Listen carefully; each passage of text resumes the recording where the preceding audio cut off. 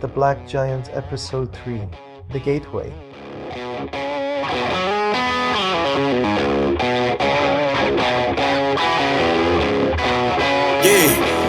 Can't fool flexing cause they know I got the sauce.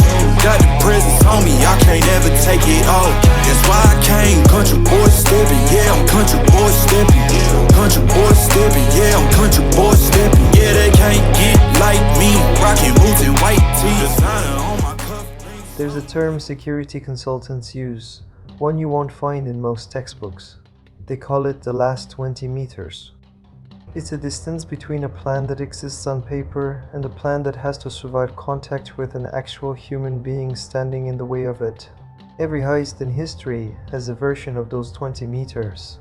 A door, a hallway, a guard who wasn't supposed to be there, on a schedule that wasn't supposed to change. The consultant who coined that phrase, in an interview given years after the events of this story, was asked what makes the last 20 meters so dangerous. He said, because it's the only part of the plan that gets to talk back. That night, the last 20 meters of the Central Bank of Iran belonged to a security guard named Reza, who had, 4 days earlier, swapped a shift with a co-worker for reasons that had nothing to do with anything in this story, and everything to do with what happened next. Part 1. Tour of the gate. The service gate closed behind them, with a sound softer than any of them expected. A whisper of metal, not a slam. Darkness swallowed the loading yard beyond it, a narrow concrete corridor between the outer wall and the building itself, lined with the shapes of dumpsters and part maintenance carts, lit only by a single security light 2 floors up, angled away from where they stood. Hamid moved first, not fast. Not slow, the exact pace at about the same 20 meters in his head. Probably 1,000 times, standing in front of that chalkboard in the warehouse. Positions, he said, barely above a breath. Farid peeled off toward the loading dock's east corner, where the plan called for him to hold the sideline down the corridor, while the others advanced.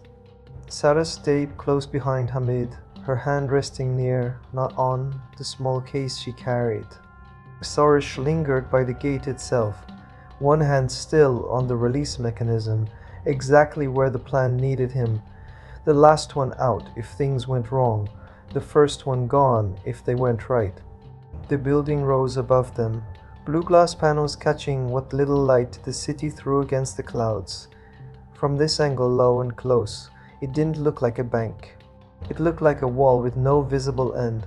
Sara exhaled through her nose. It's bigger up close. Everything is, Hamid said, not looking back. They reached the service door exactly where the blueprint said it would be. A keypad glowed faint green in the dark, undisturbed, waiting. Hamid produced a small device from his jacket, a cloned access card, built from data that had taken him 4 months and a small fortune to acquire. He held it to the reader. A single beep. The lock disengaged. For a moment, nobody moved. Then Hamid pushed the door open slow, careful not to let the hinges announce them, and the 4 of them stepped into a hallway that smelled like floor cleaner and cold air conditioning. Behind them, the door swung shut on its own weighted hinge. There was no way back through it, not without the same cart, on the way out at the exact right moment, from the exact right side. Part 2. What nobody saw coming 4 days before the operation, a guard named Reza had asked a co-worker to trade shifts. His daughter had a school recital on the night he was originally scheduled to work, and the co-worker, a man named Bijan, who owed Reza a favor from months earlier, agreed without much thought. It was the kind of small, ordinary decision that happens in workplaces every day, the kind that never makes it into any plan, because no plan can account for a father wanting to watch his daughter play the violin. Hamid's intelligence had Bijan's patrol schedule memorized down to the minute. Bijan walked slow, favored his left knee, and took a 17-minute smoke break at 12:20 a.m. every night without fail. A habit so consistent that Hamid had built an entire phase of the operation around it. Reza walked fast. Reza didn't smoke. And Reza, unlike Bijan, actually liked his job enough to take it seriously. Nobody in that hallway knew any of this yet. They were about to find out. Part 3. The guard we wasn't supposed to be there. The hallway split at the T-junction, exactly 40 meters in, just as the blueprints promised. Left led toward the elevator bank. Right led toward the stairwell down to the vault level. Hamid raised a fist. Everyone stopped. Footsteps. Measured, unhurried, coming from the right, from the stairwell, the exact direction they needed to go at 12:19 a.m., 1 minute before the smoke break that was never going to happen tonight. Farid's hand moved to his weapon, not raising it, just resting there, the way a man rests a hand on a door frame before deciding whether to walk through it. Sara went utterly still, the kind of stillness that takes real discipline to hold, especially with your heart trying to climb out of your chest. Hamid's mind ran through every branch on this board in half a second. Abort. Wait. Engage. Every option had a cost. None of them had time to weigh it properly. The footsteps grew louder. A shape rounded the stairwell corner. A guard. Young, alert, flashlight beam sweeping low across the floor, exactly the way he'd been trained to do it, not the lazy angled sweep Bijan always used. For 1 full second, the beam of that flashlight and the shadow of Hamid's shoulder occupied the exact same 6 inches of hallway.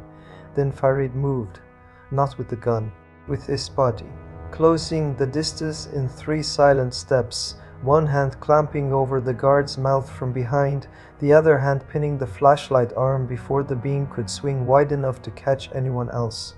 The guard's shout died somewhere behind Farid's palm, turned into a muffled, furious grunt. It was over in under 4 seconds.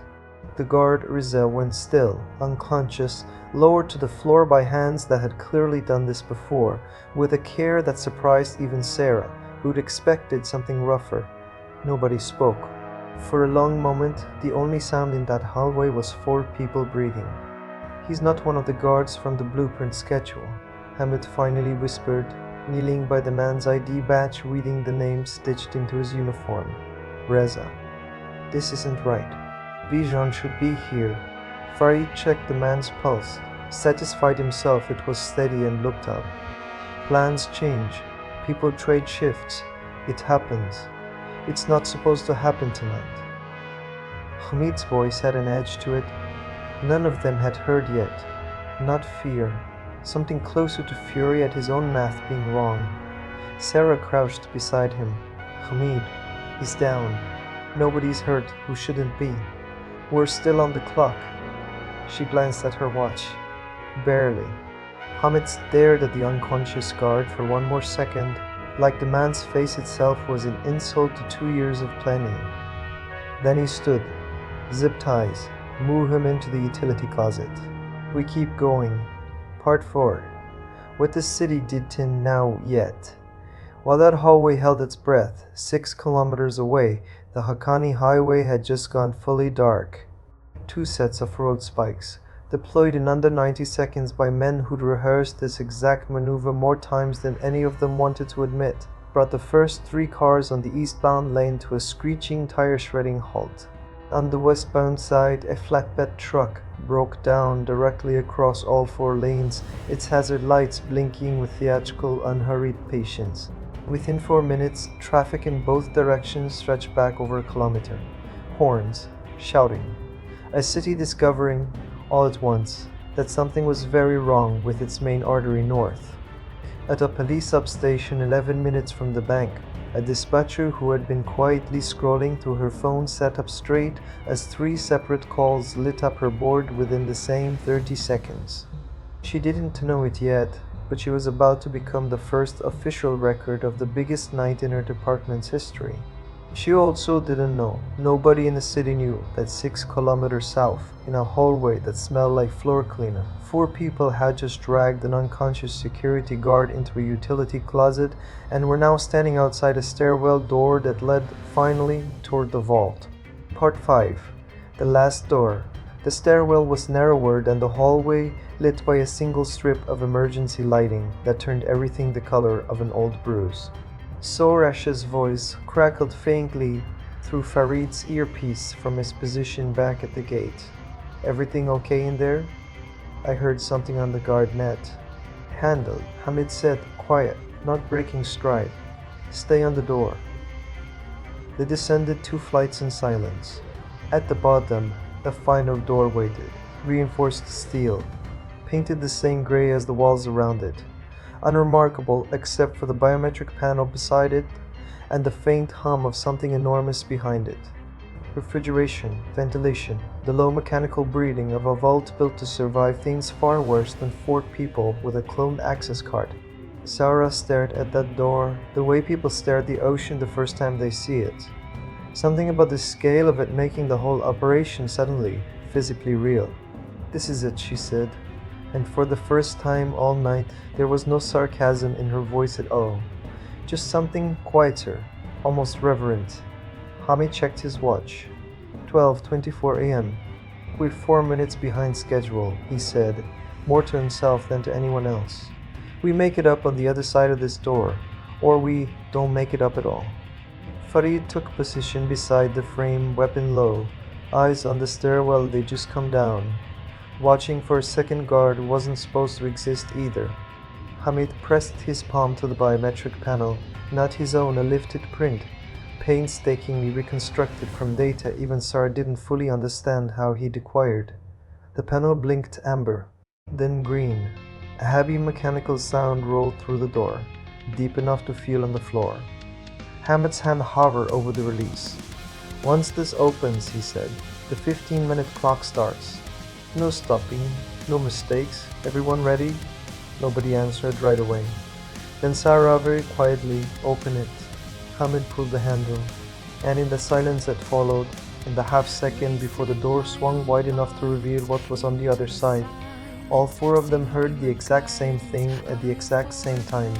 Nothing, no alarm, no shout, no sound at all except their own held breath, which, if any of them had stopped to think about it, should have felt less like relief and more like the kind of silence that exists right before something enormous begins. The end of episode 3.